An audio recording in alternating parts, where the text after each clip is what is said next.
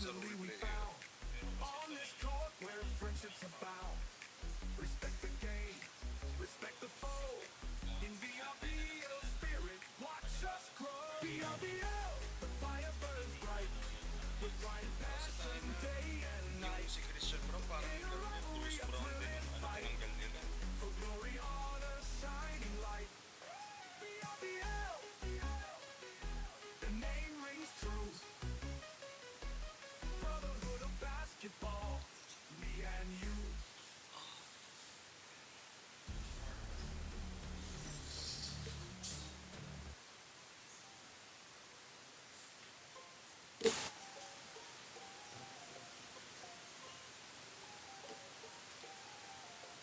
A man of my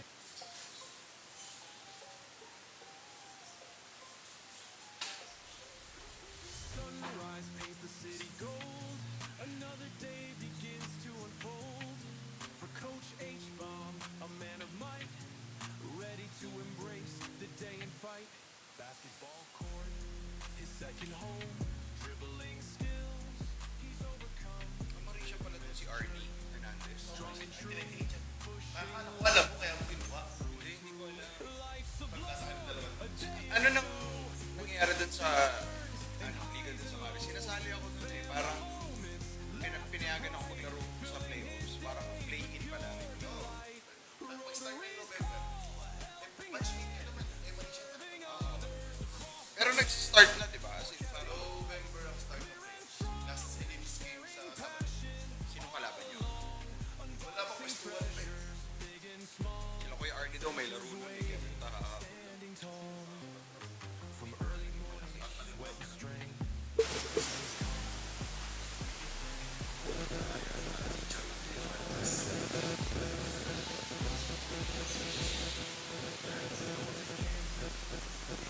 Okay na ba yung ganyan? Tapos isa sa patas.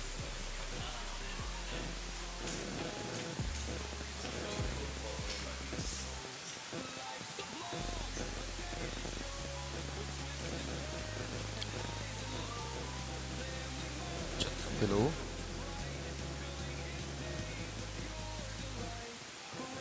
Yeah, we will start in a while, mga kaibigan. So, comment lang kayo. Babasahin na natin yan. Maya-maya.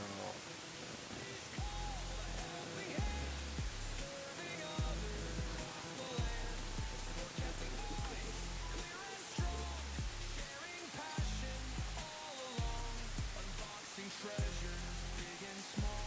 Adventures waiting, standing tall. He's more than just a coach, you see. A father, friend, community. Inspiring others day by day. Showing the world a better way. Life's a vlog, a daily show. With twists and turns and highs and lows. Family moments, laughter bright. Filling his days with pure delight. Rotaries Badass shop. Tapos coffee to, no?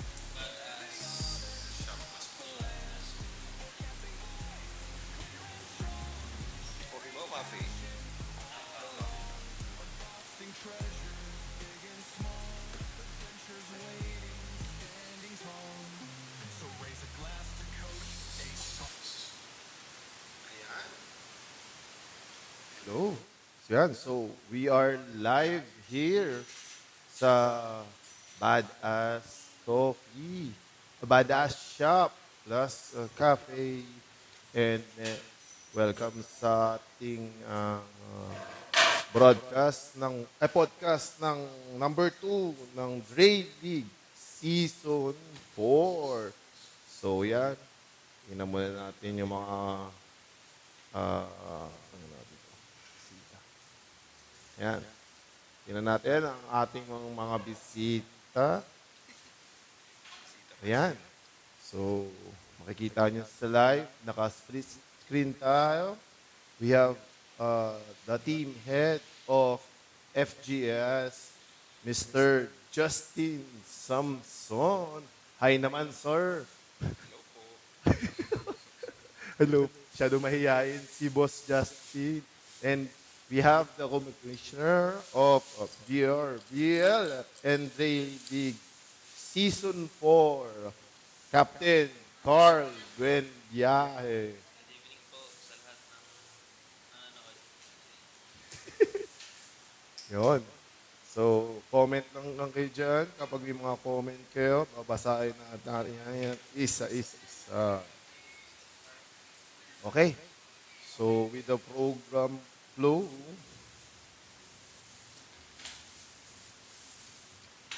yan. So, yun. Na-introduce na natin ang ating guest. Pero, syempre, mas maganda bigay natin sa kanila ang spotlight. So, una na natin si... Ayan, ang poging-pogi ng team head ng FGS, Justin Samson. Magandang gabi. Magandang gabi po. Hindi ko alam sasabihin ko. Yan. Thank you. Oo. Salamat, Kap, sa impromptu na pagpunta rito. Kahit late notice, pinaunlakan mo kami ni Carl. Yun. So, unahin natin ikaw, no? So, yan. Welcome sa Dre League Season 4. No? So, yun. Napanood natin yung draft nung last 2 weeks ago, Kap. No? So, yun. Ang tanong lang naman natin, preparing, nung nalaman mo na ikaw yung isa sa magiging team head ng Season 4 ng Dre League, no? Anong preparation ang ginawa mo o paano mo in-envision yung team na bubuuin mo? Preparation-wise, parang wala naman. Chinek ko lang yung mismong parang line-up. Kung may mga probable, kung sino yung magiging parang probable na first picks. Yung mga latter rounds naman, hindi ko naman yun pinagplanuhan. More on, nung na-pick ko na yung first pick ko, tinanong ko na lang sila kung sa tingin nyo sino makakatulong sa team. So, lahat naman yun parang wala akong listahan ng mga players na ipipick ko talaga. Kasi mahirap pag ganun pag na-pick, masisira agad yung plano mo. So, kung sino lang talaga yung available na tingin kong makakatulong sa team. So parang ang ginawa mong strategy ngayon is inaikot mo yung ibang players sa top 2 pick mo na si Paco Raimundo at si Hein Santos. Yep, that's right. Yeah, Kuya John. Parang ganun yung ginawa ko na nung na-pick ko kasi medyo latter round ako parang 8th pick ako. So, back-to-back din ako technically. So, nung na-pick ko silang dalawa, gumawa na ako ng GC. Tapos, doon na kami nag-brainstorming ng mga ideas kung sino yung pwedeng next pick. So, hindi lang ako yung nag-decide yun. Kaming tatlo na talaga yun. Good to hear yun. May tanong lang ako, no? Bakit si Paco Raimundo? Bukod doon sa sinabi mo ron na lumabas doon sa natin, bakit si Paco Raimundo ang pinili mong first pick? Well, gusto ko kasi yung laro ni Pax. And ako kasi yung laro ko naman, hindi naman mahirap i-adjust. Lalo na kung scorer na yung kakampi ko. Kasi willing passer naman ako. And si Pax, same din. Ganun yung nakikita ko. Kaya niya maging scorer, kaya niya maging passer. So, parang dun ko nakita na pwedeng mag-lead si Paco rin ng team besides sa akin. So, parang dalawang leader agad yung na-pick ko. Kaya doon ko na lang talaga kumbaga binase yung mga following picks namin. Bukod dun sa natin, no? Siyempre, nung nabuo na yung roster, no? Ano yung feeling o comparison sa ini-envision mo na team at na-draft mo na team? Yun nga, para kasing wala akong in-envision talaga eh. Parang wala akong, ito yung bubuing kong team, itong mga players yung mapupunta sa akin. Kasi ayokong ma-disappoint lang na, kunyari, ang target kong first pick, kunyari, Mac Pastrana o kaya Miko Espinosa, na-pick agad yung mga yun. So, ako talaga parang, hanggat hindi ko pa nun turn, kasi pwede rin si Carl dapat mapipick ko. Kaso na-pick ni Doc bago ako. Magkasunod kami ni Doc. So, kumbaga, hindi ako nag-expect na, makukuha ko si ganito. Kaya, wala akong in-envision na mabubuong team. More on, talagang kung sino yung available na sa tingin ko magiging factor dun sa team. Paisa-isa ko lang na pinipick. Wala akong parang prospect from the start. Sige. So, bago tayo lumipas sa ibang tanong, no? Pumunta mo tayo kay Captain Carl Buenbiae. Yan. Magandang gabi, Cap. Magandang gabi naman, kumpadre Jan. Oh, Edo, teka lang ha. May technical difficulty tayo sa ano mo. Mic mo. Mic check nga ulit, Cap. Hello, hello. Yan, medyo mahina lang talaga yun sa'yo. Teka lang. Ito, lipat muna natin. Para di tayo. Yan. Paano naman yan eh. Yan. Sige, check. Mic check ulit. Cap. Hello, hello. Yan. Patayin na natin itong pangalawang mic. Ayan. So, Kap, yan, no? Tanungin din natin yung yung tinanong natin kay Tin. So, wala lang si Doc RJ ngayon, no? Nagulat ka ba nung ikaw yung first pick ni Doc RJ? Well, nung malapit ng draft, actually, prior to the draft, kausap ko na si Doc RJ, nagtatanong siya na ganito, sino bang, ang gulo daw, mang gusto niyang i-draft. Kasi technically, nung binibuild yung roster bago mag-deadline, wala ko dun sa list ng players eh. Kasi syempre nga, sabi ko nga kay, Dre, Boss X, shoutout, na, hindi na ako maglalaro kasi gusto kong makapag-focus dun sa liga. Syempre, ang dami nung buong community yan, ayaw natin mapahiya. Para mas mabigay ko yung 100% ko dun sa pagtutok nung pag-ayos ng liga. Hindi na lang maglalaro kasi yan na, may VRBL sa tanghali, tapos sa hapon, Dre League naman. So, ano na yung ma-offer ko as a player dun sa Dre League pagka sumali pa ako. Yung kulit ni Dre hanggang sa deadline, binabantayan niya talaga yung list ng na nawawala ako kasi tinatanggal ko talaga yung pangalan ko. Kasi yun nga, sabi ko, ang hirap na ikaw nag-aayos, then magiging competitive ka. Siyempre, di mo maiwasan. Passion natin yan. Hindi naman pwedeng pupunta ka sa court.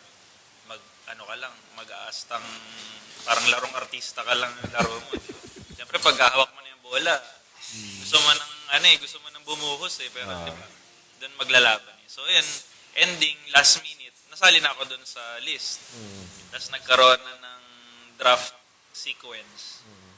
So far naman dun sa mga heads, si Doc RJ talaga yung kinakausap ako. Well, in other leagues naman, palagi naman din kami magkasama ni Doc RJ. So, tapos last season, yung season 3, magkasama din kami. Ako rin yung pick niya. So, medyo priority din namin ni Doc talaga yung familiarity. Kumbaga, wala na siyang iintindihin sa sa mga topics niya. And yan naman, syempre, sa akin naman, on my part, as a player ng Dre League, syempre, nakaka-overwhelm yung trust na binibigay ng isang Doc RJ sa'yo. And at the same time, yung responsibility na ibinibigay niya sa'yo, tiwala niya nga. Syempre, gusto natin yun i-return ng, pakita natin na hindi worthy yung pagpili niya. And syempre, at the same time, ma-guide din yung mga kakampi namin para syempre yung kung ano ba yung vision ni Doc RJ sa team, ganyan. Kasi si Doc RJ, hindi basta-basta yan na head lang eh. Hindi basta-basta yan magsusot lang ng jersey, kumbaga magbabayad. Yan talaga once na nasa court yan. Talaga yan, winning mentality yan. Kumbaga, ayaw niya na natatalo. So, well, yun yung gusto namin din dun sa sa nabuo namin na team na dapat yung mentality natin is manalo, hindi lang maglaro. So, yun, no? Sa'yo na lang galing, no? May ini-envision kayo sa team ni Doc RJ. So, after nung draft ba, tingin mo ba yung envision versus drafted natupad ba sa Mambas na team nyo ngayon sa Dre League? Well, nung hindi naman ganun kalalim yung naging usapan namin ni Doc in regards sa mga choices niya. Pero so far naman, yung may ilan mga sinabi siya na hindi namin nakuha. Pero mostly, yung target niya na nakuha niya naman. So, Ayun, feeling ko naman happy naman si Doc sa nabuo niya na na roster. And at the same time ako din naman kasi syempre nung nabunot niya na ako, nagsasuggest na ako sa kanya, Doc, okay yan, okay yan. So yun, no? Speaking of happy, meron bang isang player na happy si Doc RJ na wala sa wishlist na o target niya pero nakuha nyo? Paano ulit? Meron bang wala sa target, wala sa listahan, pero pero nakuha nakuha niya. nyo? Pero nakuha nyo? Meron ba? O kahit yung, ano na lang, yung pinaka, sa late pick o kaya sa mga middle, sino yung feeling mong natuwa siya at available pa ng mga panahon na yun? Siguro in terms of name, yung kumbaga ko na mabibigay sa team ng pangalan na yun. Siguro kasi well, ang tinitingnan namin si Orozco. Orozco. Doon di pa siya naglalaro pero nung unexpected na makuha namin siya kasi yung pool nga ngayon wala masyadong bigs eh. So nung nakuha namin siya, medyo parang gumaan yung burden as guards sa amin na meron na kaming nasa loob. Yun nga lang, so hindi siya napaglaro ng first game pero in contact naman siya with Doc RJ. Then nakakatuwa naman din yung response niya sa mga sinasabi ni Doc RJ kasi rin siya. Kumbaga medyo all out din yung approach niya sa laro. So yun naman kailangan namin. Yung bubuhos talaga para dun sa laro. So, unahin ko na sa'yo bago tayo umalik kay T, no? Ano ba ang goal ni Doc RJ para sa team ng Mamba sa Dre League? Siyempre, manalo. Kumbaga, hindi man concrete yung hanggang saan. Pero, like, every game, dapat itrato namin na dapat kami manalo. Kumbaga, kasi iba yung lumaban ka, tas nanalo, kung lumaban ka, tas natalo, kaysa sa hindi ka lumaban, tas natalo. Iba yung pakiramdam nun eh. Parang, at least, ibinigay mo yung best mo, natalo ka, okay, sige. Pero yung matatalo ka, tas hindi mo nilabas yung laro mo, yun yung mahirap. So, parang kay Doc RJ, parang yun na nakikita kong, goal niya, parang every game, kailangan, manalo kami. Kumbaga, ilabas namin yung laro namin. Sige, punta tayo ulit kay Tin Cap, no? So, sira yung ating isang mic. Yan. So, yan, Tin. Balik natin yung tanong sa'yo, no? Yung tinanong natin kay Captain Girl, no? Ano bang, sino sa mga nakuha mong player ang, kumbaga, hindi mo inaasahan na makukuha mo, pero nakuha mo siya? Well, halos lahat kasi ng kakampi ko ngayon, halos lahat ng nasa roster ko, never ko naging kakampi sa liga na ganong kadalas. Like yan, si Paco, si Hein, tapos yung si Kuya Arnie. Kumbaga parang first 5 picks ko, hindi naman ine-expect ng mga tao na ipipick ko kasi usually yung mga pinipili ko yung mga kakilala para may chemistry agad. Pero dun sa mga picks ko, parang nagulat ako na na-pick ko rin is yung probably si si Hind na. Kasi never ko naging kakampi si Hind sa ganitong liga. Naging kampi ko siya before pero malakas kasi yung team namin so parang minion lang din ako dun eh. Pero ngayon kasi kumbaga kaming tatlo ni Pax yung magli-lead the way dun sa team namin. And suwerte ako in a way kasi hindi ko na iisipin yung duty ng pagiging facilitator kasi nandyan si Paco at si Hein. So, mas makapag-focus na ako sa ibang bagay. Hindi na dun sa tipong kailangan pasahan si ganito kasi sila nang bahala dun. Yun. So, yun, no?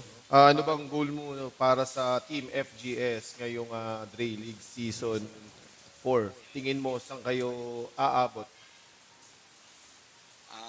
Siyempre, hipokrito naman ako pag di ko sinabing goal namin hindi namin goal lang mag-champion. Of course, gusto namin mag-champion.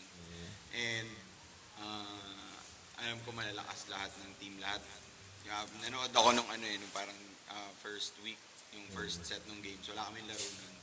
So nakita ko kahit yung mga may mga natambakan na team pero alam mong hindi pa yun yung talagang laro nila kasi kulang-kulang tapos nagkakapaan pa. So alam ko magiging competitive kasi balanced yung mga teams. And for my team siguro since bago nga lahat ng mga kampi ko, work on muna namin yung chemistry. Pero ang goal namin is each game mas lumakas kami or parang mas mabuild namin yung chemistry ng team namin.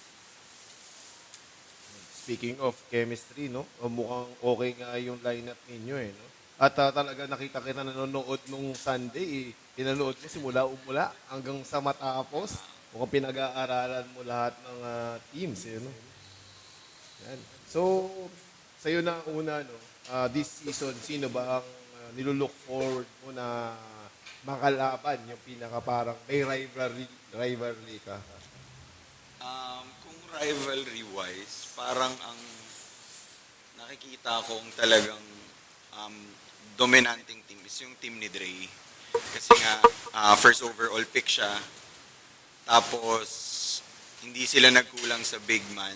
Tapos yung mga role players ni Dre like si Badulis, sila JB Gomez, talagang alam mong may silbi sa court. So, kumbaga walang minion sa team niya. So, alam ko magiging competitive yung laro na. Pero eventually, tatalunin namin sila, Dre. Yun. Yung mukhang may maagang trash talk na kagad. Ayan. Natin, Kap, kung gagana na. No? So, same question sa iyo, Kap. Sino ang nilulook forward mo na feeling mo rivalry na team ng kalaban ng Mambas? Masyadong maaga para para sabihin kung sino yung rivalry. Pero tingin ko excited akong makalaban. Sino ba? Siguro sila Tin. Kasi puro tropa yun eh.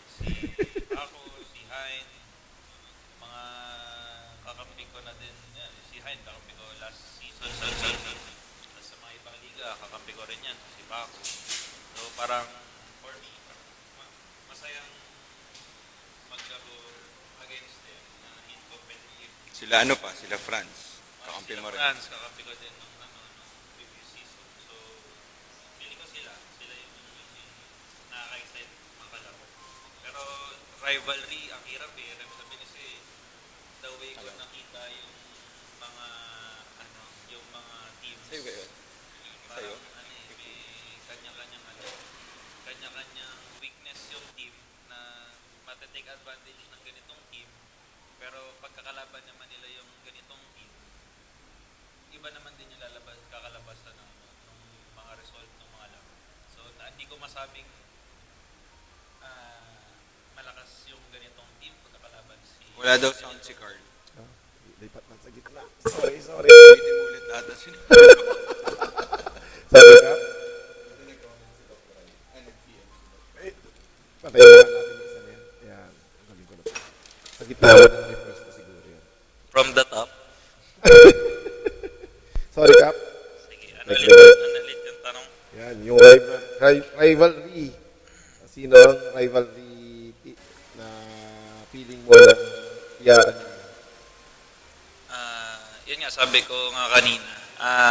Wala pa ako masabing rivalry kasi day one, yung ibang teams nga kulang-kulang, parang kami kulang-kulang. Yung ibang teams naman, hindi pa nila nakuha yung full potential ng laro nila. Tapos may mga teams na feeling ko pagkakalaban si ganito, hindi nila malalaro yung laro nila. Parang hirap eh, parang very balanced kasi yung approach ng mga teams ngayon dahil nga syempre drafting tayo.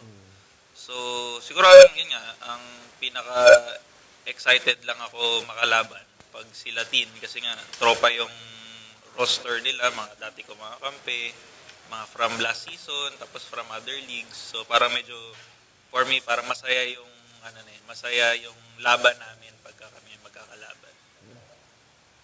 Teka lang, so 16 ang pinili mo, no? Ilalagay natin yan dito. Since magkatabi naman kayo. Ayan. Tin, kamusta? Ikaw daw ang rivalry na kalaban. Diba natin? Well, parang iniisip ko naman na yun, magiging masaya yung laro na yun kasi kumbaga mahirap i-check. Madaling i-check yung isa't isa kasi alam namin yung laro ng isa't isa. So, parang kumbaga, ika-counter lang namin yung mga counter ng isa't isa. So, parang lalabas na lang doon talaga is yung mga role players kung sino yung kumbaga mananaig, sino yung mas maganda yung laro dun sa role players. Kasi kumbaga si Carl Given gagawa, si Doc gagawa, yung second pick nila yung si Joaquin gagawa yun. Same with Paco and Hines, sure naman ako gagawa. So, it will boil down talaga dun sa mga ibang players ng team namin nila Carl na kung sino yung mas magpo-produce talaga off the bench. So, ayun. Looking forward. So, okay. So, agree ka rin ba sa sinabi ni Captain Carl na napaka-deep ng bench na team ni Boss X? Oo. Doon lumamang sila, Dre, sa bench niya kasi, kumbaga, underrated na head, underrated na coach si Dre eh. Na parang for the past 3 seasons ng Dre League, nag-champion yan si Dre pero hindi ina-expect kasi akala ng iba, hindi naman magaling yung pinik ni Dre pero makikita mo na nagpo-produce talaga regardless kung scoring, rebounding. So, ang daming magic bunot ni Dre. And syempre, advantage niya kasi alam niya yung laro ng mga yan kasi kumbaga FEHA community talagang simula bata yung mga yan magkakalaro. Alam niya yung kung paano talaga mag-function bawat isa sa kanila. And yun nga, kung head mo si Dre, talaga makikinig kayo kasi alam mo may championship experience siya dyan sa ligang yan. Speaking of magic bunot, tingin mo ba, isa-isayin natin yung team, no? Kung si Dre, sino tingin mo ang magic bunot sa kanya? Ang magic bunot niya, ito yung number 1 pick niya si Chado. Kasi wala nag-expect na yun ang kukunin niya kasi sinasabi niya, pinsan niya yun, Jensen, tarantado. Pero, ina-expect ko ang kukuha kay Chado kasi si Jet. Kasi magkakampi sila ngayon sa buff. So, alam kong hindi aabot kay Kyle kasi last pick si Kyle. Kukunin ko rin naman yung si Chado if ever na mapunta sa akin. Pero yun nga, parang kumbaga ginulat ni Dre lahat na nag-Chado siya. Parang in-expect namin si Daniel. So, yun ang magic bunot para sa akin kasi kita mo naman first game pa lang 16 points, 24 rebounds para sa debut game niya sa Dre League na parang hindi biro yung ganun eh. Tsaka yung mga rebounds siya, alam mong parang dominating talaga kasi tinatalon niya eh. So, makita mong talagang magpinsan nga sila. Taga-Jensen.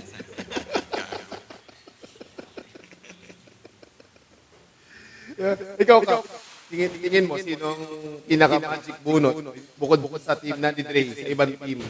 Tingin mo, sinong... Pili ka naman isang team na, bukod sa team mo, syempre. Magic bunot ni Dre. Hindi, kahit sa ibang team. Sa Kahit sa ibang ibang team. team. Feeling ko yung nag-stand out ang performance nung day 1 na hindi mo masyado i-expect. Siguro para sa akin si Ray Habla nung kalaban namin. Ay, habla. Kaya legit yun. Oo, kasi nung laro namin, syempre expect mo, Jet, Mac, saka George, syempre tutulong yun eh. Pero hindi mo, parang mawawala dun sa scouting mo si Ray Habla eh. Siya yung, kasi nung i-cover namin yung labas nila, si Ray Habla naman yung bumanat sa amin dahil very efficient siya dun sa loob, saka dami niyang rebounds eh. So kumbaga nakapitalize nila yung wala kaming big man. So for me, naman si Ray, parang palagi naman niya magic bunot eh. Parang pag titignan mo yung roster, okay, Ray Habla. Pero pag naglaro na doon mo mararamdaman, Ray Habla. Ganun mo siya mararamdaman. So far yun naman yung feeling. Well, hindi siya magic bunot eh, kasi matic naman bubunot ni Jet. Pero kumbaga, yung magugulat, hindi yan naggulat, pero kumbaga nag-perform nag-exceed dun sa expectations mo. Tulad nga sabi ko, siyempre, expect mo si Mac, expect mo si Jet, expect mo si George. Pero yung Ray Habla yung nag-separate dun sa laro para sa amin. Since day 1 nanood ka naman, no?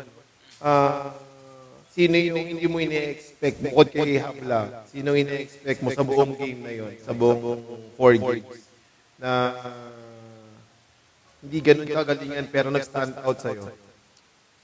Meron ba? Hindi ano eh, yung sa akin, hindi isang player yung ano bunot ko, yung sa akin yung Centro Mall. Sentro mo. Kasi for the past 3 seasons na nakalipas, alam naman natin na medyo palagi nasa dulo yung Centro Mall. Pero nung napanood ko silang maglaro nung nakaraan, wala silang superstar pero lahat gusto maglaro. Kumbaga, ilan sila? 15 plus ata sila. Lahat ng pinasok nila gusto maglaro eh. Dumidepensa, walang papatamad-tamad. So parang for me, yung revelation nung Centro Mall 4.0 this season, parang hindi man na pwedeng sabihin na, okay, Centro Mall yung kalaban, pwede ako minom bukas, pwede ako magpapuyat, ganun. Parang ngayon, for me, parang, for the other teams na yung expectation nila kay Centro Mall na team, Centro Mall lang yan. Kahit nga si Dre, kagabi kasama na si Dre, sabi niya, talaga ba yung mga player na yun? Kilala ko lang ang laro na Sabi ko, hindi, iba sila ngayon eh. Sila eh, naliban sa nag-enjoy sila, willing silang maglaro eh. Gusto nila manalo. Kumbaga, depensa, kahit na magpagulong-gulong sila doon, kahit mabangga nila yung mga player, wala. Basta gusto nila maglaro, gusto nila manalo. Oo nga eh. Nagulat nga ako, dumikit sila sa Bad Boys eh. Oo, diba? Laki-laki lang ng umpisa, pero sila, nag-run sila, gin-grind nila, depensa talaga sila nag-umpisa. Kasi yung scoring nila, lang eh, kalat eh. Saka, kumbaga, iba, nakabasura lang, galing sa depensa. Pero yung, nila, gin-grind talaga nila yung habol nun sa Bad Boys. So, kaya, for me, hindi yun yung karakter ng Centro Mall for the past, nakarang seasons. So, yun. Para, for me, hindi isang tao yung nakapag-exceed ng expectation ko. Kundi yung yung isang buong team ng Centro Mall. Hindi pa tayo kay Tin. Ikaw naman, Tin. Sino sa first week, sino ang tingin mo? Sige, wag na tao. Team na lang. Sinong team ang nag-exceed ng expectation mo? Siguro yung team nila Jet, yung Buff Garage. Rock Garage. Oh, okay. Kasi, kumbaga sa lahat ng mga laro ng araw na yon, kahit tanungin mo, kunyari, i-reset natin yun, pag tinanong mo lahat ng player, lahat ng players ng Dre, walang mag-expect na matatambakan nila yung team ni Doc. True na. Kasi parang lahat competitive yung laro nila. Jero, kalaban sila Kyle, Diket, yung Bad Boys, Sumabol, tapos yung kila Dre, napapababa din yung lamang. Pero yung kila Jet consistent na from start to finish, talagang sila yung nag-control ng tempo ng laro. And yun nga, naiwanan pa nila na natambakan pa. So, hindi ko ina-expect na ganun yung mangyayari. In-expect ko, mag-gel agad sila kasi ilang teams na, o ilang beses na silang naging magkakakampi knowing na yung core nila na Jet, si Ray, si George, nadagdagan pa ng Mac na, hindi mo naman kailangang mag-adjust kay Mac. So, doon ako nagulat na kahit yung bench nila nagpo-produce, tapos yun nga, hindi ko in-expect na parang matatambakan sila Doc RJ nung araw na yun. Yeah, eh. Speaking of tambak, wala talagang tulad yun na sinabi mo. Hindi na-expect yun kasi si Doc RJ saka si Carl, bihira matambakan niya magkasama eh. Ayan since in-open up mo na, ibigyan na natin kay Cap. Ano ba tingin mo, Cap? Kayo natambakan nung game 1, anong analysis mo dyan? Well, sa akin naman, paano ba? For me, ang naging edge talaga ng Buff, yung chemistry eh. Kasi yung team namin, very, bago eh. Parang, ang umulit lang talaga doon. Kaming dalawa lang ni Doc RJ. Tapos the rest, puro puro may rookies, may mga bagong naging kakampi. Tapos kulang pa kami. So, yung from the get-go, kahit ata warm-up, yung Buff, may chemistry na eh. Masaya na sila, nagtatawanan na. Yung sa amin, nagpapakiramdaman pa kung magra-rounds ba kami, may magsi-stretching ba, sino yung lima. So umpisa pa lang, parang, nung umpisa medyo kapaan eh. Kaso, syempre nung naiiwan na kami nung chemistry nung buff eh. Kumbaga, kahit di sila George, si Jet, si Ray, kahit hindi nakatingin sa kung saan pwesto yan, alam nila kung saan pumapwesto isa't isa eh. While sa amin, nagkakapaan pa kami kung ano bang dapat na role mo, dapat role ni ganito, ano matutulong niya sa team. Siyempre na doon pa yung nagpapakilala ka pa lang sa mga kampe mo, ito kaya ko, ganun, ganyan. Tapos, siyempre, very young eh. Yung namin, yung second pick ni Doc, si Joaquin, bata pa. So, medyo pa kami, hopefully, namin ni Doc, ma-gel namin yung team. Kasi, sabi ko kay Doc, doon naman yung talent. Walang doubt doon, nakascore lahat. May wing tayo, may guards, may bigs, kaso wala pa nga. Kumbaga, it's a matter of paano natin gagamitin. Kasi, yun nga, syempre, may kanya-kanya, may ego, may ako ganito, ganyan. Once naman na mapagsama-sama namin yung mga roles na mag-feel doon sa buong team, feeling ko naman makaka-recover naman. Pero yan, kudos din naman talaga doon sa buff. Malakas naman yung buff eh. Kasi nga, kahit wala silang big man, na nila eh, kumbaga, na sila eh, magkakasama na talaga eh. Kumbaga yun, si Jet nga nun, hindi pa pumutok eh. Paano pa kung pumutok si Jet Kasim eh, alam naman natin, pag nag-init siya, and siya, at the same time, meron silang mock na kung wala na silang mapuntahan, pwedeng siya makang-turmabaho. Tapos meron din sila mga defensive players, meron pa marami rin pa hindi naglaro sa kanila. Pero, yan, for me, adjustment talaga. Hopefully, makapag-adjust dun sa sistema namin sa Mambas. Pero, yan, may mga bright side naman kami nakita. Si Doc Ives, si Kyle Cruz, yung mga very, buwis-buhay na nung laro namin eh. Pero yan, kinulang lang din talaga. Para, laki lang naman eh. Parang, maabot ng 30 ata. Napababa lang namin. Parang 15 to 20 plus. Which is very, hindi yun yung character na palaging pinubuo ni Doc RJ.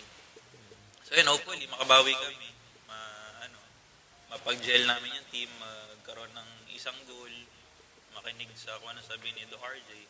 So, feel ka naman, makaka-recover dun sa alat ng nakaraan na laro. Ito hypothetical question lang. Tingin mo ba kung naglaro yung mga defensive players nyo nung game nyo against Buff Garage, mag-iiba yung story? Feeling ko, hindi ko masabing mananalo kami agad kasi nga yung chemistry questionable pa yan eh. Pero feeling ko kung na doon yung mga wala namin kasi yan eh, top 3 and 4 picks namin yan tapos Gab 2 ka eh. Si Gab 2 kay yan eh, kumbaga isa sa effort man yan eh, kumbaga nagbibigay ng energy sa team yan eh. So feeling ko kung na doon sila, mas mabibigyan namin ng magandang laban yung Buff Garage. Ayun, may Nico Moreno pa kami. Guard din yun. Pwede kong maasahan sa pag wala ako sa loob, pag 5 minutes. So, hindi ko masabi na magbabago ba yung result ng laro namin. Pero, most likely, ang sure ko, hindi kami matatambakan ng ganun. Kung maglalaban yung team namin. Tingin lang tayo sa comment section. Hindi ko lang masyado makita yung iba no? Parang nag-reply eh. Kaya, speaking of Chad, nag-comment nga siya, tapos inomentan mo nga. Tapos may nakita ko rin kanina eh. Sabi ni Jero, parang Jero kayo mga lasing.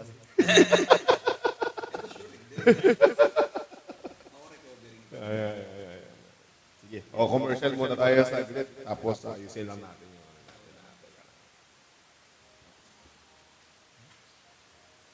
Ito.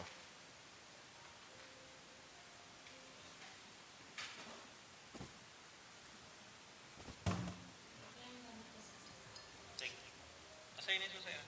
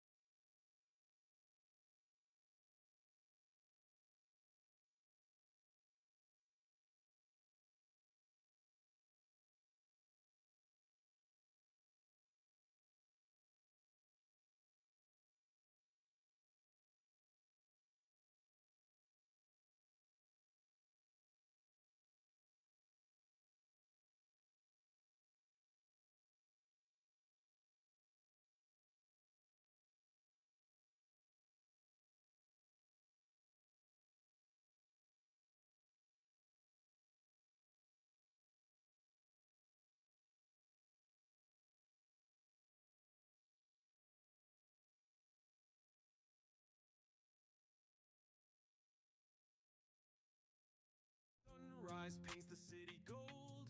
Another day begins to unfold. For Coach H-Bomb, a man of might, ready to embrace the day and fight. Basketball court, his second home.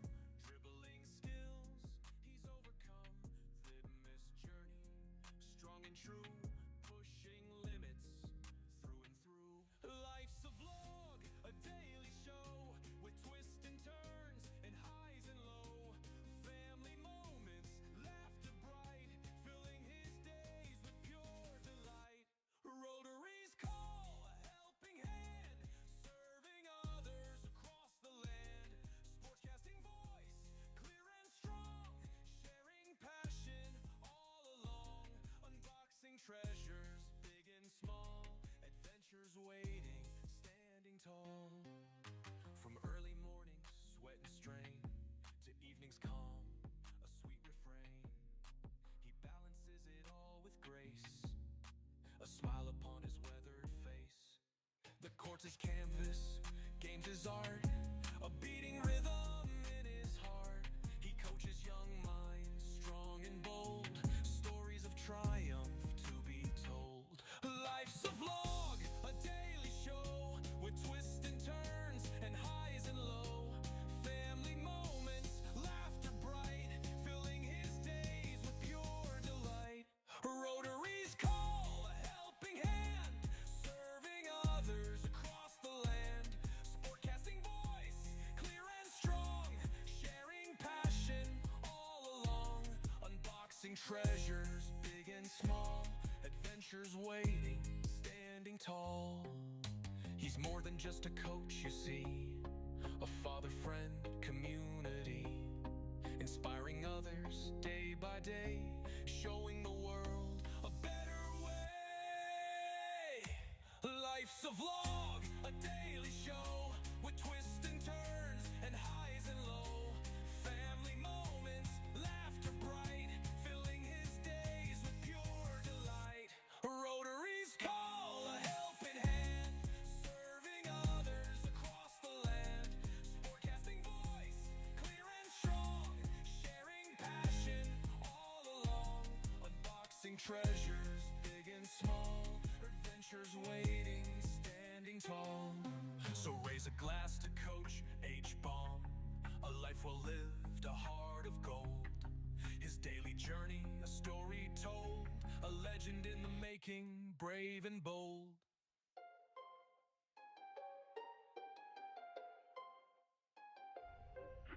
Sunrise paints the city gold. Another day begins to unfold.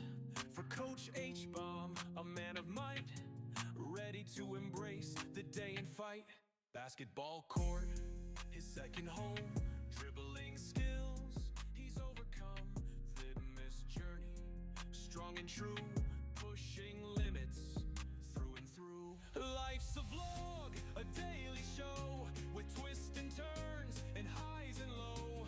Family moments, laughter bright, filling his days with pure delight. Rotary's call, a helping hand, serving others across the land. Sportscasting voice, clear and strong, sharing passion all along. Unboxing treasures, big and small, adventures waiting, standing tall. From early mornings, sweat and strain, to evenings calm, a sweet refrain. He balances it all with grace, a smile upon his weathered face. The court's his canvas, games his art, a beating rhythm in his heart. He coaches young minds, strong and bold, stories of triumph to be told. Life's a vlog, a daily show, with twists and turns and highs and low. Family moments, laughter bright, filling his days with pure delight. Rotary's call, a helping hand.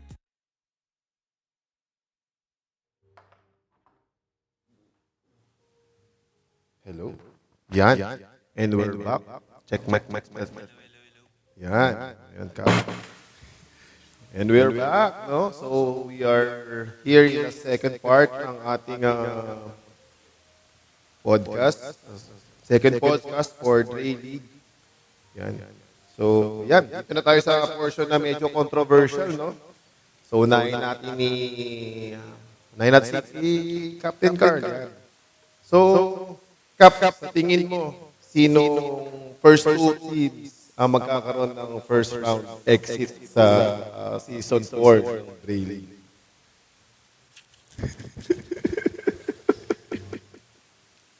Siguro magbe-base na lang ako sa kagabi din pag-usapan namin. Siguro magbe-base ako sa naging result nung game nung first week. Siyempre, sama ko ng team namin.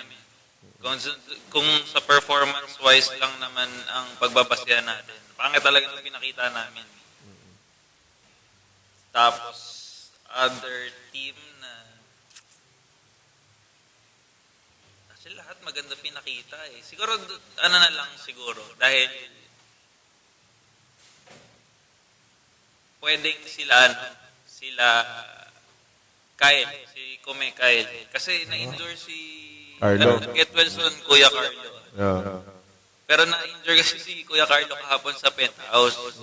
So, syempre, malaking blow yun sa team nila, knowing na second pick si Kuya Carlo. Then yun nga, ang babaw nung pool ng draft ngayon sa Bigs. So, laking factor na mawawala si Kuya Carlo. Kasi since natalo din naman sila pero ang ganda nung nilaro nila nung first week. Pero yun yung sabi ko, ang basis ko lang is yung first week sa kung merong malalaglag. So feeling ko yun kami and sila dahil mawawala na si Kuya Carlo. Pero feeling ko makabalik naman si Kuya Carlo. Kasi lang naman tapilok lang. Tapos syempre may mga rest naman tayo the following weeks, Halloween November 1, tapos magpapasko. Feel ko maka-recover naman si Kuya Carlo. Yan. Pero yun lang sa akin. So, meron ka ng bottom teams, no? So, sino naman ang tingin mong papasok sa top 4 para bago natin bigay kay Justin? Para naman sa top 4, ito naman, para to sa,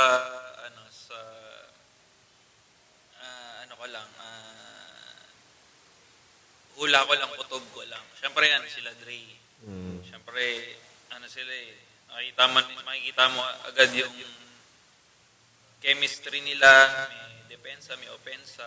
Then, si Chado nga, as I said, nung draft, kung sino si Chado, all around siya, masahan mo siya, depensa, opensa, malaki para sa laro niya. So, pwede niya dominate lahat ng positions. Then, Buff Garage. Yan, isa sa picks ko yan na very competitive kasi chemistry wise nga wala ka nang hahanapin sa team na yan. Kumbaga depensa na lang yung ilalagay mo dun sa team na yun. Buo na talaga. Tapos, third team, tingin ko sila Latini. Kasi, well, familiar na ako sa laro nila. So, alam ko naman di sila magpapatalo. Then, yun nga, meron sila mga leaders sa team nila. Feeling ko, malaking edge yun na magdadala sa kanila sa top teams na papasok this season. Then, sino pa ba? Jero, team ni Jero. Ganda ng pinakita nila nung nakaraan kasi may big, tas may guard na with Jero and Castro. Tapos yung mga players nila, performing talaga nung game nila eh. Tapos lalim ng bench nila. So for me, yung mga yon na apat na yun, feeling ko sila yung aangat this season. Kumbaga, sila yung expected mo na aangat this season. Sige. Salamat sa input, Kap, no? Lipat naman natin kay Tin. Yan. So, Tin, same question, syempre. Singin mo, sino yung bottom two teams na sa season 4 ng Dre League? Pwede ba yung tanong na lang sino yung gusto mong malaglag na lang yung dalawa? Sige. Sila Jet, tsaka sila Dre na lang. Bakit? Ayoko silang kalaban eh. Hindi. Kung parang pagbabasihan niya, yun nga, parang yung kay Carl, kung ang pagbabasihan is yung performance last week. Actually, hindi ko ko-consider na sila Carl yung parang underperforming. Kasi nga, malaking factor yung wala sa kanila. And knowing na wala pang chemistry, understandable yung nangyari against a team na buo na yung chemistry on the onset pa lang ng laro. So, para sa akin, yung buti na lang din, wala akong mga friends sa Centro Mall. So, sila yung na feeling ko hindi aabot. Although na, yun nga, ang ganda ng performance nila. Pero kasi magiging factor din dyan yung numbers nila eh. Ang dami nila eh. So, kumbaga, every game, aasa silang mag-produce talaga halos lahat para maging competitive yung laro. Kasi kumbaga wala silang go-to guy, which is important pa din sa team mo. Kasi, kumbaga, paano pagtabla? Kanino mo ibibigay? Hindi naman pwedeng, sige, ikot lang natin yung bola, hanap tayo ng libre. Parang kailangan mo pa rin ng maaasahan na isang player na para doon magpo-focus yung depensa. So, yun, Centro Mall, sorry Dre. Tsaka yung isang team, well, sad to say nga, sila Kyle kasi ang laking factor nung ilang linggong mawawala si Kuya Carlo against speedy recovery, Kuya. Pero, nakita naman natin yung puso ng team nila na ang kagandahan din kasi kila Kyle, para rin silang buff garage na yung binuo ni Kyle is mga kaibigan niya. Alam niya yung laro talaga. Nagulat nga yung lahat halos na ang first pick niya si Kuya Alex Caballes, which is magaling naman talaga yun.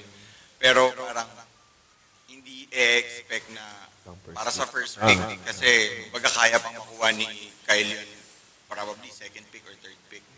Pero yun, malaking blow talaga sa team nilang nawala si Kuya Carlo kasi magiging undersized sila and mahihirapan din sila sa run and gun ng ibang teams kasi nga for sure mahirapan silang offensive rebound or defensive rebound, so matatakbuhan sila and knowing na hindi naman sila yung parang ganun kabibilis na so probably sila yung magiging bottom two. Pero based din dun sa mga previous seasons ng Dre League, halos ganyan lagi yung lineup nila Kyle and lagi silang maabot ng playoff. So sana yun nga, prove me wrong na lang. Kasi gusto ko rin naman, I'm rooting for them din kasi mababait naman and tropa rin naman silang lahat. Yan. So, meron ka ng bottom team, no? So, sino naman yung top 4 mo na tingin mo papasok sa semis this season? Halos same naman dun sa sagot ni Carl. So, syempre, include ko na yung team namin kasi ayoko namang maging gitna kasi may mga twice to beat ba? Ay, 1 and 2. Ayun. So, syempre, ang goal namin is mag-top 1 or top 2 para sa twice to beat advantage. Pero yung tatlo, simulan ko na feeling ko talagang magsa-surge is yung team nila Carl. Kasi parang may ganyang scenario din sila, Carl. Anong liga ba to? Basta sa isang liga, nagsimula sila, first game nila, tambak sila. As in, nasa 30 yung lamang. Tapos nag 4 straight wins sila. Na parang wake up call yung first game nila. Na, ano ba to, hindi naman binuo tong team na to para magpatambak lang. So, the next 3 games nila noon, which is si Carl din yung parang first overall pick ng team nila. Talagang sila na yung nanambak. So, from tambak, sila na yung nanambak for the next 3 games, 4 games. And sila yung nag-playoffs. So, nandun yung resiliency tsaka yung parang wake-up call talaga yung nangyari sa kanilang first game. And I know, Doc, na hindi naman yan bubuo ng team just for the sake na, o sige, tara, laro tayo, Dre League, nakakamiss to. So, talagang goal niyan is manalo talaga. So, yun, team nila Carl, team namin. Siyempre, team nila Dre, lalo na yung performance nila nung first game nila. And hindi pa talaga nila din nakukuha yung chemistry ng isa't isa. And what more kung mag-gel pa talaga kasi ang dami nilang role players talaga. Kumbaga sa lahat ng team, parang sila yung parang si Cheese, si Kiro, si Badulis. Kumbaga yan yung mga player na alam kung ano yung gagawin sa court. Hindi sila yung magbibida-bida or mag-hero ball. Alam nilang ganito yung role nila. So, sila Dre. And yung last, parang naiisip ko kasi is sila Jet syempre. Pero, I'll go sa team nila Chok. Chok. Hindi pa sila naglalaro last week. Kasi parehas kami. Pero yung team nila, kompleto rin. Nung nakita ko yung lineup nila, may big man sila, may guard sila na veterano na rin kahit bata pa. Si Ching, Yugo. Tapos si Garniel na nakalaro ko na rin na sobrang sipag. And lamang kasi talaga yung mga ganyang team na may dominanting big man. Kasi sobrang onte ng mga big man ngayon. Kasalanan ni Josh tsaka ni Eric. Pero advantage agad sila kasi offensive na big man yun si Garniel. Tapos si Ching yun nga, willing passer, shooter. And yung presence ni Chok as a head na defensive head na magaling dumepensa. Parehas kami na kayang maglaro ng isang buong laro hindi tumitira. Nagpa-facilitate and dumidepensa lang. So, laking bagay yun sa team niya kasi offensive players yung kinuha niya. So, yun yung top 4 para sa akin. Yan. So, maraming salamat. So, ang gagawin na lang natin, isi-switch na natin. Dahil sa'yo na lang galing na hindi ka na tumitira eh. No? So, yun yung tanong ko. Kasi nakilala kita dati na double-double machine. Minsan nag-triple-double ka pa. Kailan nangyari yan? Parang feeling mo okay ka na maging role player, parang okay na sa'yo mamasa, okay na sa'yo hindi tumitira. Mga anong panahon yan? Nung college kasi ako, ang dami ko nang natira eh. Hindi, charot lang. Nakakasira pa. Joke lang. Hindi naman nanonood yung asawa ko. So, huwag niyong share yung link sa kanya. Hindi. Ano ba? Sa totoo lang, well, it comes with age. Siguro na hindi na naman ako, kasi dati, dumadang ka ko eh. Hindi, joke lang. Dati, kaya ko pang gumala o kaya ko pang maglaro ng multiple games. Pero ngayon parang sa isang larong mabababad ako talaga, kailangan yung energy ko talaga nakafocus na lang sa depensa. And may something dyan sa KL, simula nung naglaro ako dyan, talagang unti-unti, parang kryptonite ko yan eh. Parang nung unang season pa lang ng Dre League, understandable din naman, kampi ko nun si Carl, si Drew, si Kuya Mark. So talagang yung points nila, or yung points ng buong team namin, sa kanilang tatlo lang din talaga naglaro. So parang dun na, may part na nabawasan din yung kumpiyansa ko kasi sobrang buha ko ni Drew, sobrang buha ko ni Kuya Mark. So talagang hindi na ako nakatira. Sinong Mark yun? Lenders. Ay, buhayat talaga yun. So yung grand ko na ako na team na doon parang, as in yun yung parang unang liga ko doon na kahit yung mga kaibigan ko sa Vermont na nagtataka bakit ganun lang yung parang per game 8 points. Masaya na nga ako ngayon kung maka 8 points ako eh. Dati parang ang baba pa nun sa akin. Ewan ko, parang siguro isipin ko na lang na it comes with age na hindi na kasing explosive. Kasi yung laro ko kasi talaga, wala akong perimeter. Alam naman na lahat yun. Talagang it's either magte-tres ako or the-drive ako go hard. So, wala na yung go hard. Kasi nga, ang dami nang iniindang injury. Tapos, yung tres naman, may something talaga dyan sa KL. Ba't di ako nakakashoot sa high? Pero, at least, sa part ko naman, hindi ako yung tipong pag hindi nakakashoot, titira pa rin. Alam ko pag yung warm-ups pa lang, pag alam kong pangit ang gising ko, hindi ko na-shoot yung mga tira ko, warm-up. Hindi ako titira. As in, I will contribute in other ways na makakatulong sa team. So, mamamasa ako, depensa ako, rebound. Yun nga, hindi ko na kailangan tumira as much like before. So, You know. So, parang ang nangyayari pala sa inyo, from triple-double to double-double, rebounds at assist na lang ang hinahabol mo. Parang ganun ba yun? wala naman akong hinahabol na stats. Again, masaya ako na nanalo yung team regardless kung makikita nyo sa stat sheet yung contribution ko. Kasi madami namang factor na ang dami mong naiambag sa team na hindi nakikita sa stats eh. So, ang priority is, yun nga, manalo talaga and basta nasa loob ako ng court, alam kong dapat may silbi ako. Not just yung mga numbers na makikita sa stat sheet. Yan, no? Ladies and gentlemen, alam niyo na kung bakit di na tumitira si Justin Samson. Shoutout kay Miko. Isa ka pa sa dahilan, pati na rin ako tumitira. Sobrang buwaka. Buhaya si Espinosa. So, Miko, Tin, i-promote mo naman yung suot-suot mo. Siyempre, ano ba galing yan? Shoutout kay Boss Jero. Stay locked in. Mas malalocked in ka dito kaysa kay Shaina. Diyan. Pero sobrang quality ng jacket. Pangalawang bili ko na rin to. May unang batch na, pangalawang batch. So, bili na kayo guys. So, punta naman tayo kay Cap. So, yan, Cap. Ako Cap, minsan, nai-intriga ako kasi nung una tayo magkasama. Medyo, alam mo yun, medyo scorer type ka nung una eh, di ba? Tapos lately, parang nakikita ko, mas gusto mo na i-involve yung mga kakampi mo. Kailan yun nagbago? Parang katulad ba yan, Tina, it comes with age? O may nakakampi ka rin na buhay? Kaya namamasa ka na lang. Sa akin naman kasi nakadepende ako sa sa team eh.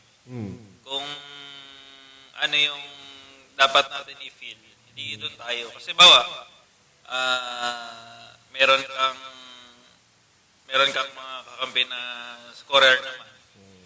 As much as possible, syempre gusto mo pagganahin lahat eh, kasi hindi ka na obligadong magpagod ng sobra-sobra. Kung gumagana naman lahat, di ba? Saka yun naman yung definition ng laro ng basketball eh, team game yan. So for me, pag napapagana ko lahat, parang mas nagkakakumpiyansa ako na napapagana ko yung buong team as a point guard nung team na yun. Parang yun yung mas goal ko. Tapos, siguro, depende nga sa team kung wala rin namang more on defensive type yung mga players. So, doon ako mag-step up as scorer, di ba? Kung ano yung nakalatag na kailangan. Siyempre, hindi mo kailangan ipilit palagi. Di ba? Hindi naman yan, hindi man yan kailangan makipagpaligsahan dun sa mga kakampi mo na, dapat ako mas scorer. Sample na lang dun sa namin. Sa Gators namin, meron akong Drew Raganit. Diba? So, pag mainit si Drew, pinapakain ko lang ng pinapakain si Drew. Pero kung may nahihirapan si Drew sa mga pwestuhan niya, kasi alam na si Drew perimeter, elbow. Kung mahirapan siya sa mga spots na yun, that's the time na alam ko na ako na dapat yung gumawa para makuha ko yung focus ko nung kalaban kay Drew. Mapunta sa akin. Di pag napunta sa akin, pwede ko na ulit bigyan si Drew. Di ba? Parang lang naman yan eh. Parang chess match lang naman yun. Kung hindi pwede dito, edi dun sa isang option. Di ba? Sige. Speaking of mga gusto mong pasahan, Cap, no? Sa lahat ng mga naging kakampi mo, sino ang pinaka gustong-gusto mong pasahan? Kakampi na gusto. Sa lahat ng naging kakampi mo, parang kapag pinasa mo sa kanya, feeling mo sure goal. Ang sagot ko, kasi kung dahil gusto kong pasahan in a way na dahil nakaka-score agad, marami yan eh. Marami kang pwede pero siguro dahil si Tin, kababata ko, since, 10 years old, 10 years ano na kami yan eh, magkasama na kami.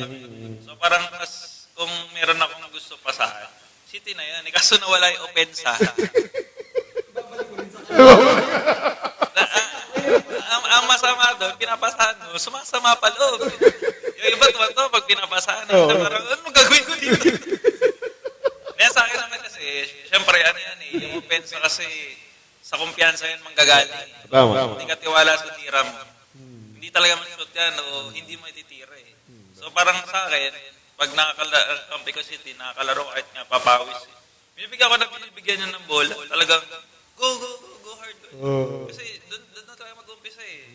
Sa, yun, nagpapapawis ka, paano lang, training, practice. Doon na mag-umpisa yung kumpiyansa niya. Kasi pagdating mo sa court, doon mo na ma-apply na ng ganitong situation. Ganito ginawa ko. Parang muscle memory lang naman yun. So parang yun nga, parang babalik pa rin doon sa idea na as a guard, as a point guard, parang mas fulfilling sa pakiramdam yung napapagana mo yung players around you kaysa yung ikaw lang. Kasi ang dali, pag sinabi nila, si Carl lang, yun yung scorer, yun yung ano. Wala na, pag dinepensa na ako, anong nagagawin ng mga, walang kumpiyansa yung mga kampi ko. Eh kung si Carl, si ganito, gumagawa to, napapasayan, hindi mas deadly yung team. So parang ganun lang naman din, kung ilan taon na, 15, 25 years, napasahan ko to. Mamimili pa ba ako ng ibang papasahan? Yan, speaking of pagpasa, iyan natin kagad sa last topic natin. Since napasa sa iyo ang pagiging commissioner ng season 4 ng Dre League, paano ba ito na-conceptualize? Kasi after 1 year and 6 months ata tayo nawala. O paano siya nagsimula? Paano ba nagsimula? Actually, ang pinaka kumakausap sa akin ever since, si Doc RJ naman din talaga. Nahawakan ko na nga daw kasi wala daw gustong mawak. Ayaw na ni Dre, ayaw na ni Kyle. Pero kasi, ang naririnig ko kasi, supposed to be na ang hahawak talaga, si Lance talaga. Speaking of Shoutout Lance talaga. i-shoutout natin yung magandang buzzer Oo, beater. clutch yun. Pero yun nga, naging busy si Lance, married life, etc. So para medyo tumagal. Siyempre ako, ayoko maka-apak ng mga possible na gusto naman na within the circle ng Philippines, hindi man taga-Philippines. So yung, siyempre, parang nakikita ko medyo dumadami na din yung liga sa Philippines. Na parang same concept, pero hinahanap pa rin yung Dre League. So that's the time na kinausap ko si Dre. Sabi ko, Dre, why not natin? Mabilis lang naman yan eh. Kasi yun nga, may VRBL naman, kumbaga may materials na. Ang gagawin lang naman natin, yung transition na paano natin i-apply sa Dre League. Ang Dre League naman, wala lang, kumbaga, parang patay lang yung kandila eh. Kumbaga, sisindihan mo lang para gumana. Kasi nandiyan yung community. Yan yung pinakamahirap eh. Paano mo bubuhayin yung community around the league. Nandiyan yung community, nandiyan yung pangalan, nandiyan yung mga tao, nandiyan yung pwedeng tumulong. So, ayun lang. Thankful naman ako na nung kinausap ko si Dre. Naman siya, supported niya naman ako agad. And si Kume Kyle, yan, tulong agad. Kasi mga other heads na nag-step up within the community ng Dre League. Siyempre, very thankful ako nung sa support nila. Tapos yun, siyempre, naging response ng community nung nagpalista na kami. Ang dami talaga ang dami talaga nag-register. At na to the point na hindi na namin kinailangan mag-post ng invite ng may Dre League na ulit. Talagang, kumbaga, parang nag-on lang bigla yung mga players na, okay, game na. Parang ganun lang. So, yun naman. So, So far, ano naman, very thankful ako dun sa yung mga, si Boss X, si Kyle Cruz, sila Jero, syempre yung tiwala na within the heads na binigay nila sa akin. Syempre hindi naman yan basta-basta na Dre League lang. Kumbaga, may ano yan may standard yan Hindi mo pwedeng, basta paligan na lang tayo, ganyan. May referee, may ganyan, hindi mo pwedeng ganyan. Kumbaga, as much as possible gusto natin ibigay yung top quality na paliga na gusto natin as a player maramdaman. Syempre, kung paano mo ibibigay yun sa mga nasa community. So yun lang naman. Kung paano nag-umpisa yan. Actually, wala naman kahirap-hirap umpisahan. Kumbaga, kailangan lang talagang i-on para tuloy-tuloy na. So, yung sinumpisahan mo siya, Kap, no? Ano yung mga binago mo from the season 3 to season 4? May mga tinig ka ba ng konti? May mga kinocceptualize ka ba na kakaiba from last season? Wala naman akong masyadong binago or dinagdag. More on siguro lang. Ayun, syempre yung nag-ano tayo sa heads kasi yung last 3 seasons yung mga heads natin, yung mga elders. So parang ngayon sabi ko kay Dre, lagyan natin ng category kasi yung mga dating heads pantay-pantay naman sila na capable, mga elders nga. So ngayon, ang gawin natin, lagyan natin ng posisyon. Guard na pwedeng 1 and 2 na capable mag-lead ng team saka mag-arrange ng team. So doon natin umpisahan yung mga possible na magiging heads. Merong mga nag-back out. Kaya napili ulit ang nadagdag si Doc RJ saka si Misha. Oo nga, si Misha, hindi one ko si Misha. Siya yung naging isang sentro Si Misha naman, ang kwento naman ni Misha, meron kasing si Boss Wax gusto niyang tumulong sa Dre League.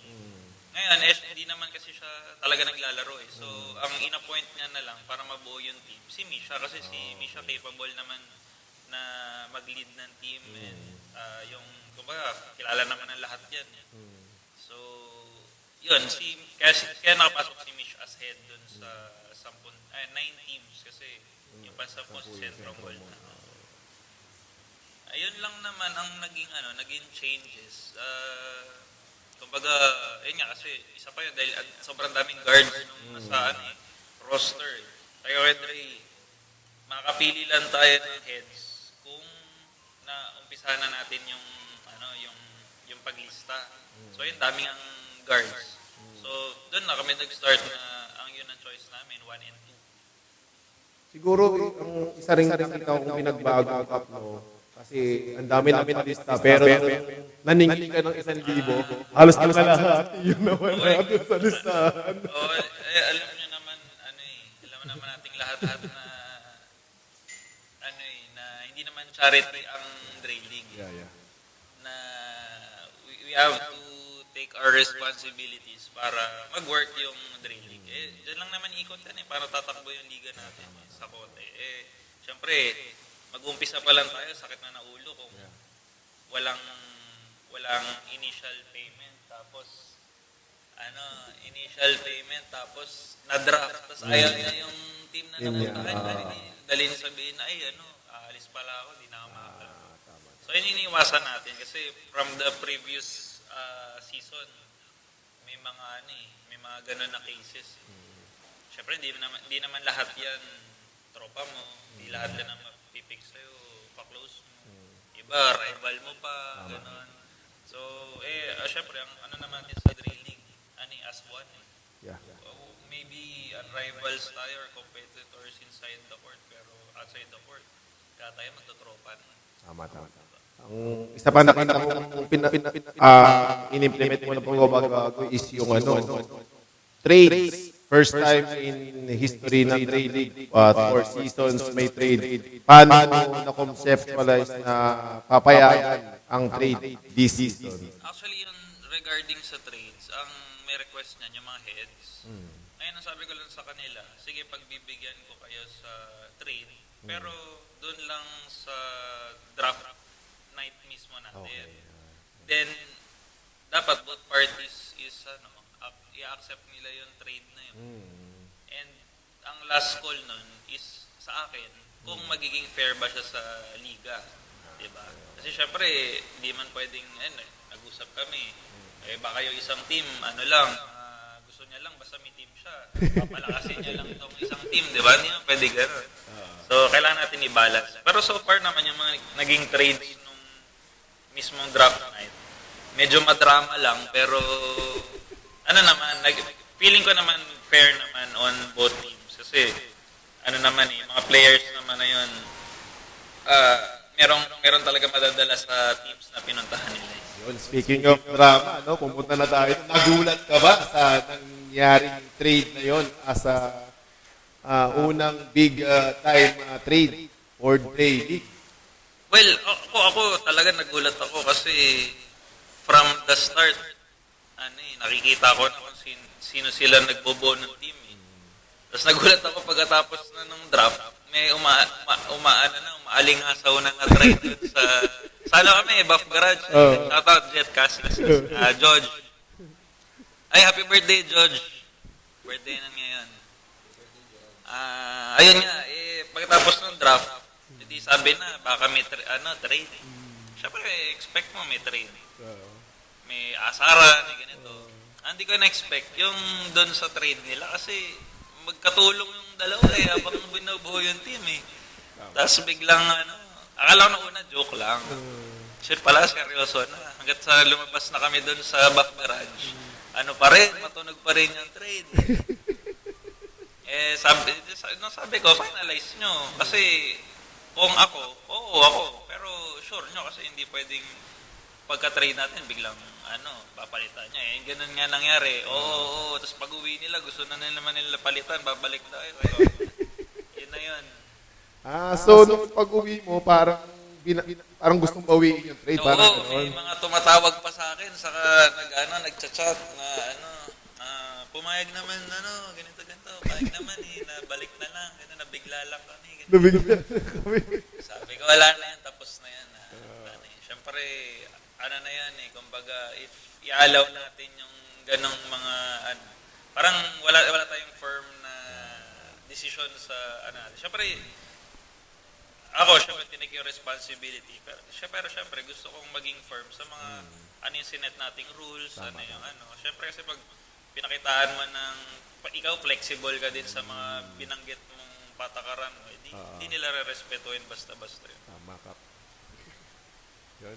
Ikaw, Otin, anong tingin mo ron sa trade na nangyari? Anong shocker ba sa iyo? Ano bang bago, nung umalingasaw ba siya? Nagulat ka ba? Ano bang... Nagulat ako kasi binuo nila yung team na yun na parang nagbe-brainstorming pa si Jet at si Chang nung time na binubuo nila yung team. Tapos, nung nabuo na yung team, nung okay na, finalize na, biglang well, may factor na nandun kasi si Chang. So, kumbaga nakakausap niya yung ibang heads, which is parang siguro by next na drafting, kung sino lang yung heads talaga na pipick, yun lang, para yung mga players hindi magkakaroon ng idea na, ay, gusto rin akong kunin ni ganito, patrade kaya ako. So, syempre, in Jero's end, parang naramdaman niyang disrespected siya. Pinikit bakit ka biglang magde-demand ng trade ngayon? Sana, from the get-go, nung tinanong kita kung gusto mo ba sa team ko, tumanggi ka na lang. Pero wala naman ako against kay Chang, wala naman ako against sa ginawa niya kasi kung yun yung talagang mas naiisip niya, mas makakatulong siya sa team ni Misha, doon tayo. Pero yun nga, abangan natin this Saturday na lang kasi first game sila. So, Jero versus Misha. So, yung rivalry na mangyayari is yung kay Chang and Jero. Tapos, kahapon, nagkasama-sama rin kami. May mga pinag-usapan na rin sila. Parang uupuan ni Jero si Misha sa ere, mga ganyan. So, abangan, manonood din ulit ako noon. 5 p.m. pa lang, nandun na rin ako sa KL. So, nood kayo kasi mabigat yung laban na yun. Ayan, so speaking of, sa'yo na nanggaling na maglalaban sila Sa Saturday, tingin mo sinong mananalo? Tingin ko Team sinong gusto Notorious. kong manalo. Sinong mas gustong Gusto ko manalo? manalo sila Jero kasi may under the table na kami. Mas maraming masaya pag nanalo sila Jero. So, sana sila yung manalo. Yan. Ikaw, Kap, sa matchup na yun, tingin mo sino ang mas lamang? Jeremy siya. Yung team ng dalawa. Mahirap sabihin eh. Depende na lang kung sinong mas gusto manalo. Kasi ang naririnig ko kagabi, sabi ng Misha, papayakin niya daw yung magkapatid na Castro. Parang ganun eh. Parang ganun yung naririnig ko eh. Gumaganon pa eh. Kagabi eh. Castros. Sabi, nagkamali daw, pinagsama pa daw.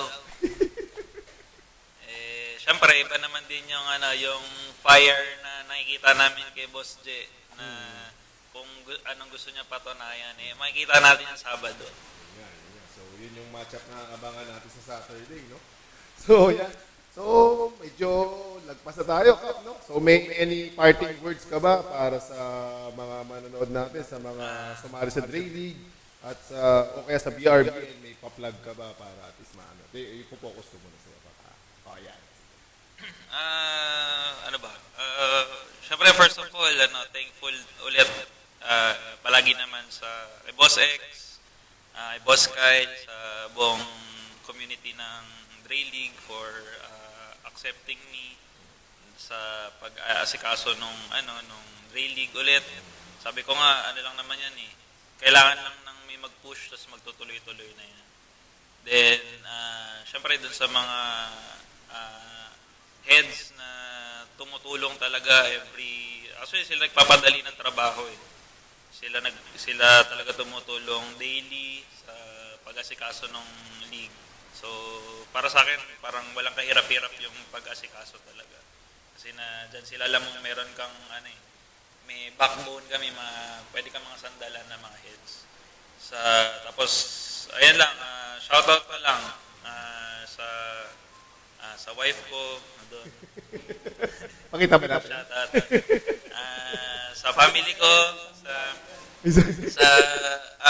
mga kuya ko, sa Vermont, Royals family, INB family, Bright Smiles family, VIP. Ayan, Drew. Thankful ako dyan kasi since day one, VIP Manila clothing. And syempre, of course, compadres for this podcast. Syempre, out of all people, kami pa napili nyo na makakwentuhan. And of course, sa pag-alaw sa atin itong venue, Badass Coffee, Therese and Kim, sa buong team ng Badass Kuya. Thank you sa pag-alaw sa amin dito, makigamit ng table nyo at venue.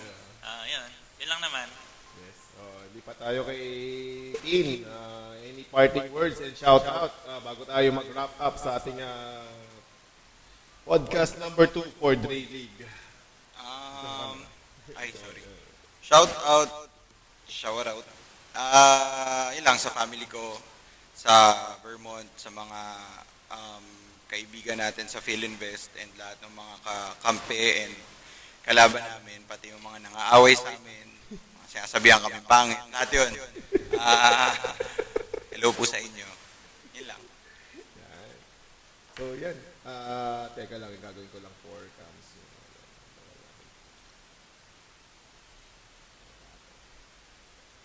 Ayan. So, maraming salamat, Kap, no? Kap Carl, sa atin, sa pagpunta. Actually, lalo na kay Tin, no, na impromptu. Late minute. Tapos yung last minute. So, ako nagpapasalamat din ako kay Carl kasi pinayagan niya akong mag-practice ng podcast natin for Dre League. Nung nag-uusap nga kami ni Carl, hindi ako mabot sa draft. Sabi ko nga, pwede nating gawing ganito. So, kung may mga head pa na gustong mag-podcast, siguro, PM lang ako, kay Cap Carl para schedule natin. Para at least wala namang favoritism na mangyari. Baka sabihin, may pili-pili tayo na isasama sa podcast. So, So yan, siguro, maraming salamat sa sa Shop and Cafe sa sa venue po at sa impromptu na pagpunta rito kay Tin. So, yun. Sorry, shoutout din pala sa sa Dota group namin kasi nanonood sila from start to finish. So kay Ariel, kay Rainiel, sa iba, love ko kayo. Saka, yung Dungeons training. Hindi na ako nagda-dungeons eh. Nasa, dunbans na ako eh. Papandesal na eh. Ayan. Sige. So, this is Coach John Gabugawan. This is Commissioner Carl and Captain Tin signing out. Thank you. Hanggang sa next podcast. Bye-bye!